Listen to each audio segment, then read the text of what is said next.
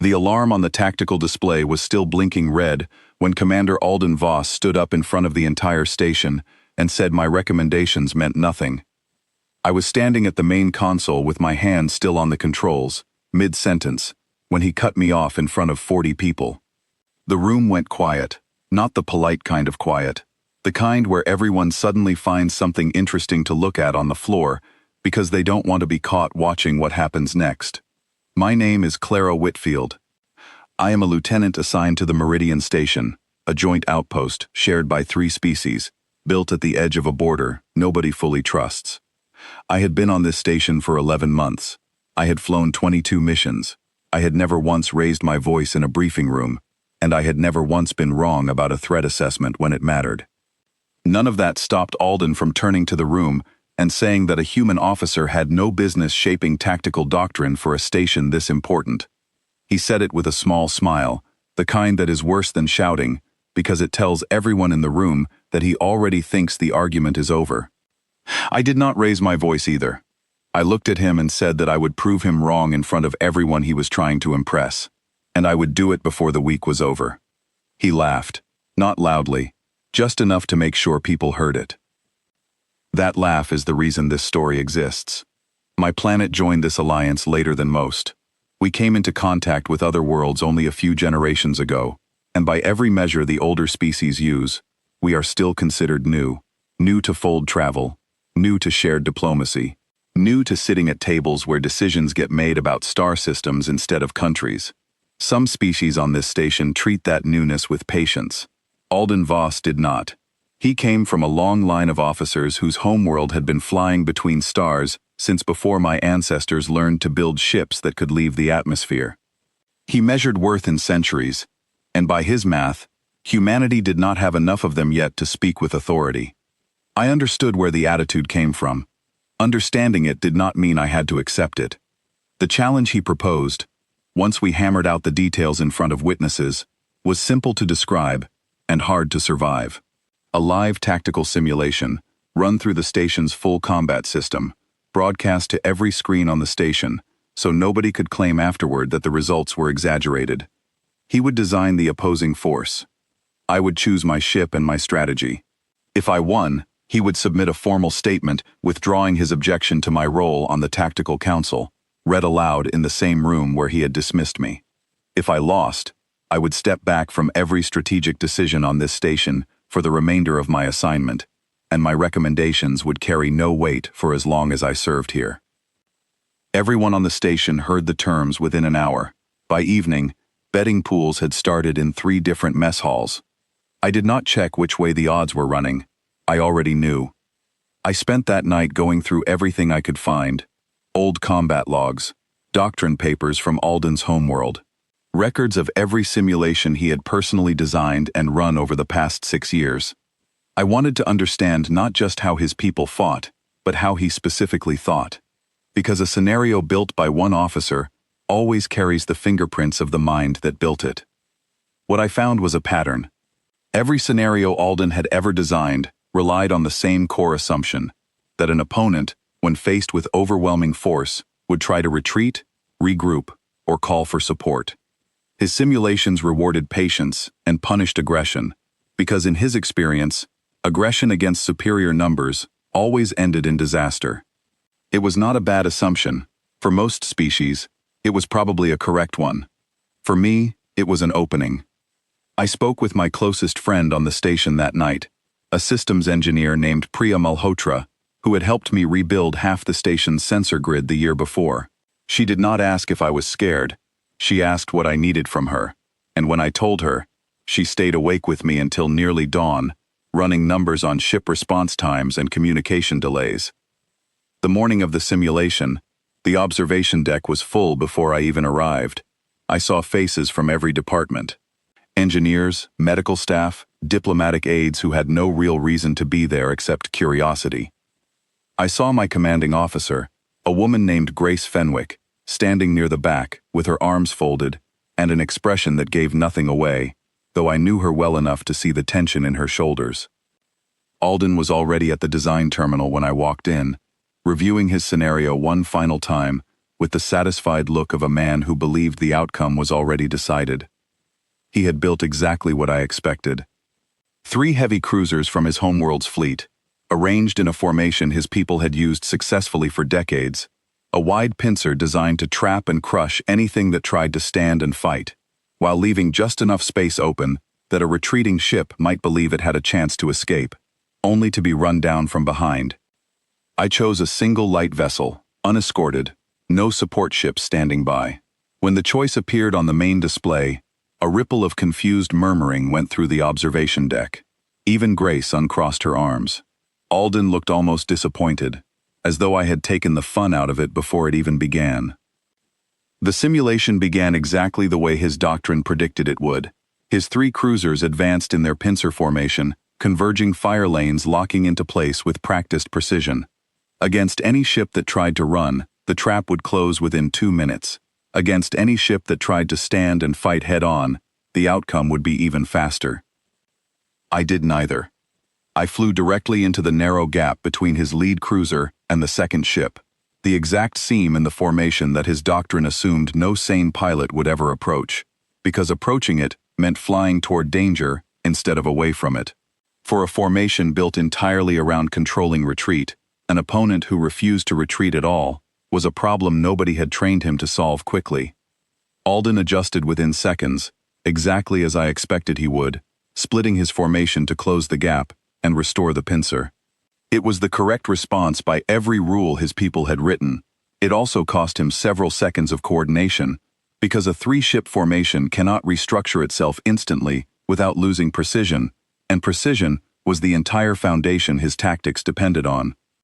I used those seconds to release a spread of decoy signals, small emitters, designed to mimic the exact energy signature of a fold drive beginning to charge. To his fleet's targeting systems, that signature meant one thing above all else: an enemy vessel preparing to escape the engagement entirely and vanish beyond pursuit. It was the single highest priority threat his doctrine recognized, because losing an enemy to a fold jump meant losing the chance to ever engage them again. 2 of his 3 cruisers broke formation to chase signals that were not real ships at all. The 3rd came for me alone, exactly as I had hoped it would. I did not fly the way his simulations expected a ship to fly under pressure. His people's vessels carry inertial stabilizers, strong enough that pilots rarely need to think about what happens if those systems fail, so their combat training assumes smooth, controlled, predictable movement, even during evasive maneuvers. My ship's stabilizers were a full generation behind theirs, which meant I had spent years training to fly as though I could not fully trust my own systems. I threw the ship into a spin that looked, on his sensors, less like a controlled maneuver and more like an accident. Erratic, unpredictable. Nothing his targeting computer had been trained to anticipate. His shot missed by a margin that would have been impossible against a pilot flying the way his own people fly. Mine did not miss. By the time his other 2 cruisers untangled themselves from the false signals and turned back toward the real engagement, the simulation clock read just past 4 minutes. All 3 of his ships were gone from the board. My single vessel remained, alone, exactly as it had started. The observation deck went silent, and for a moment nobody moved. Then someone near the front started clapping, and within seconds it spread through the entire room. Engineers and medical staff and diplomatic aides all on their feet, the sound rolling across the deck like something that had been held back for a long time and finally let loose. I looked over at Alden. His expression had gone completely still, the kind of stillness that comes not from calm, but from someone working very hard to control their face in front of an audience. He opened his mouth as though he wanted to argue that the scenario had been unfair somehow, that I had exploited weaknesses in his doctrine, rather than proving genuine skill. He did not finish the sentence. Maybe he realized, standing there in front of everyone who had just watched the same recording he had, that finishing it would only make things worse. I spoke instead, keeping my voice calm and even, the same tone I had used the day before when he first dismissed me in front of the room.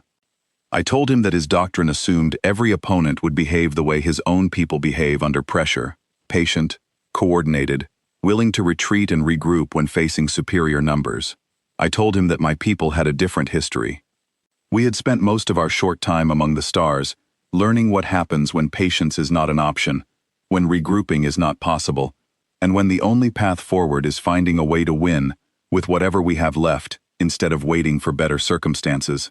That was not luck. That was not an accident of birth, or the number of centuries my species had been flying between planets. That was a way of thinking that had been shaped by necessity, tested, and sharpened over and over, and it was exactly as valid as anything written in his fleet's oldest manuals. He did not answer right away. When he finally spoke, his voice had lost the smile from the day before entirely. He said the terms of the challenge were the terms of the challenge, and he would honor them. That evening, in the same briefing room where he had dismissed me, he stood in front of the Tactical Council and read the statement he had agreed to read. He did not rush through it. He did not soften it. He said, clearly and without hesitation, that his objection to my role on the council had been based on an incomplete understanding of what my service actually represented, and that he withdrew it fully. I did not gloat. I did not need to. Everyone in that room had already watched the recording, and most of them had watched it more than once by the time the sun cycle ended. Word travels fast on a station this size, and by morning, people I had never spoken to were stopping me in the corridors just to say they had seen it. What surprised me most was not the victory itself. It was what happened in the weeks that followed. Alden did not disappear from my life the way I expected an officer in his position might, quietly transferring elsewhere to avoid the embarrassment. Instead, he requested a meeting with me, alone, in a small conference room away from any audience. He arrived before I did. When I walked in, he was reviewing the same recording again on a small screen, watching the moment I flew into the gap between his ships, for what must have been the 10th time. He did not apologize in the way I expected. He did not say he was sorry for underestimating me. Instead, he asked me to explain, step by step, exactly how I had known his doctrine would react the way it did. Not as a challenge this time. As a genuine question from one officer trying to understand something he had missed. I told him the truth. I told him I had spent the night before the simulation studying every scenario he had ever built, looking not for weaknesses in his ships, but weaknesses in his assumptions.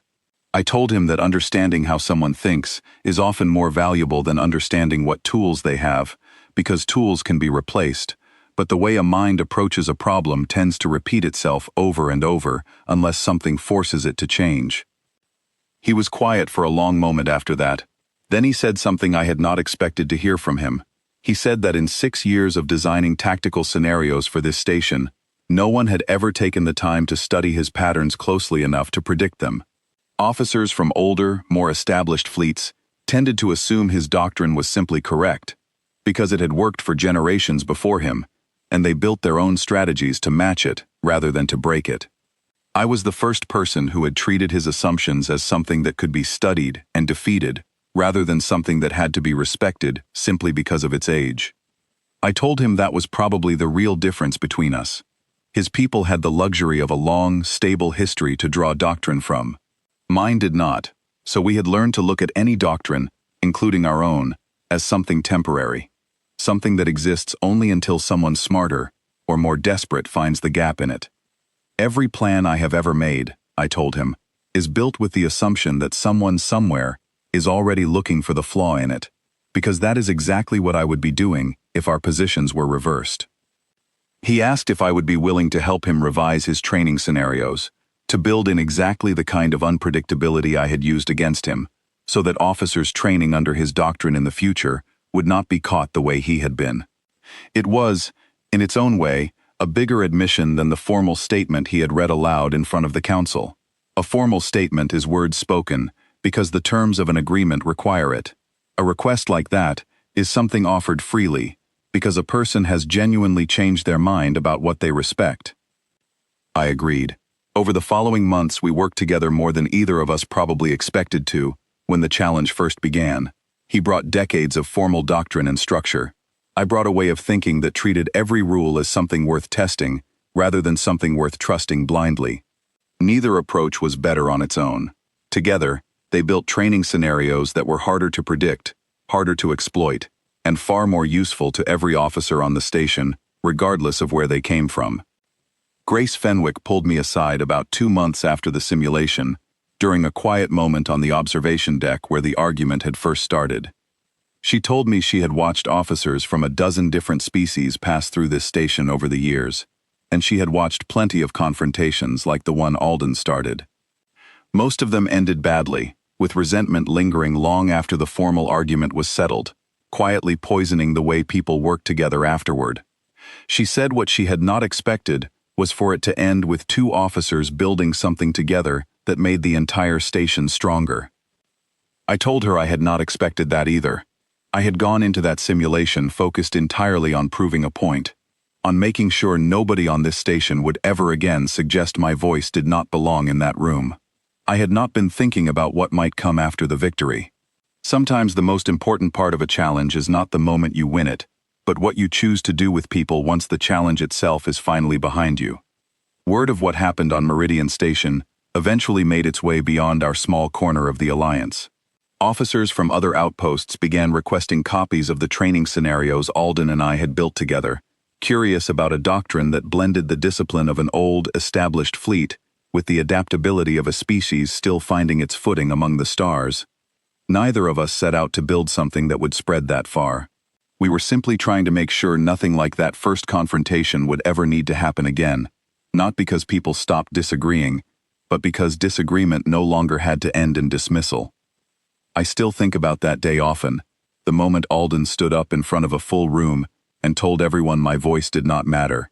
At the time, it felt like the worst moment of my assignment on that station. Looking back now, I understand it differently. It was not the end of anything. It was the beginning of a partnership neither of us saw coming, built on the same simulation deck where he once tried to prove I did not belong. He never brought up that first day again, not directly, but every time we sat down to build a new scenario together, there was a kind of quiet respect in the way he listened to my ideas, the same respect he had refused to offer the day this all began. I did not need him to say the words out loud anymore. I had already watched him earn his way back to genuine respect, one honest conversation at a time, and that meant far more to me than any formal statement read aloud in a crowded room ever could. Some people believe confidence is proven the moment you win an argument in front of an audience. I used to believe that too. Now I think confidence is proven much later, in the quiet work that happens after the audience has gone home, when two people who once stood on opposite sides of a challenge choose to build something better together, instead of walking away satisfied with simply having been right. That, more than the simulation itself, is the part of this story I am proudest of.